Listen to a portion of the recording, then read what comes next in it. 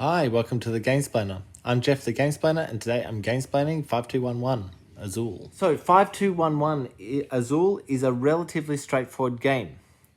You have 5 cards in your hand that look like these. There'll be different colors, there'll be different numbers. The numbers just tell you what points if those cards are in your pile of point cards at the end of the game.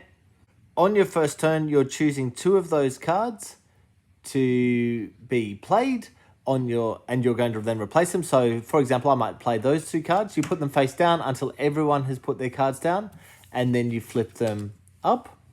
Once you have put out your 2 cards, you replace it with another 2. Then on your next turn, you play 1 card and replace it.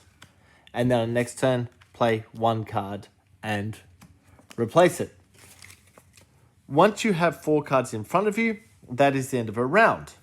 What you are now looking for is the number of each color at the table. So if this is being played with 2 players, say for example the other players played those 2, probably playing that one and probably playing that one. What we now have is there are 4 yellows at the table, 3 brown and 1 blue, which means that the 4 yellow is the highest number at the table. What that means is everyone takes the yellow cards that they've got or that they've played and puts them upside down just next to them. The other cards go into a discard pile. These cards that have been pulled out, they are the ones that have the score. So what you're now looking at when you get to the end of the game is these numbers. Whoever has the highest score at the end of the game will win. Now the other thing to realize is that during that play, one of these Rooster cards came out.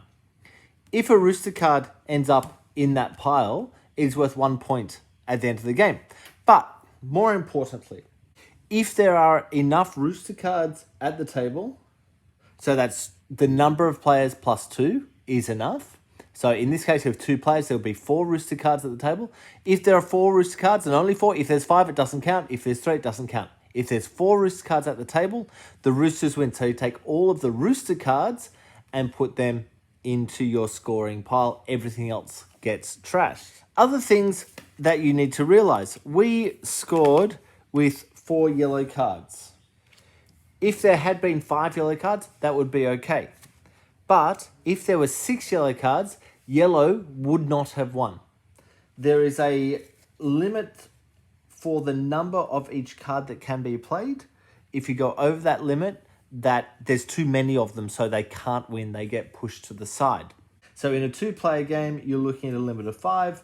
A 3-player game is 6, 4 players 7, and a 5-player is 8. So it's the number of players plus 3 is the limit on how many cards from each suit.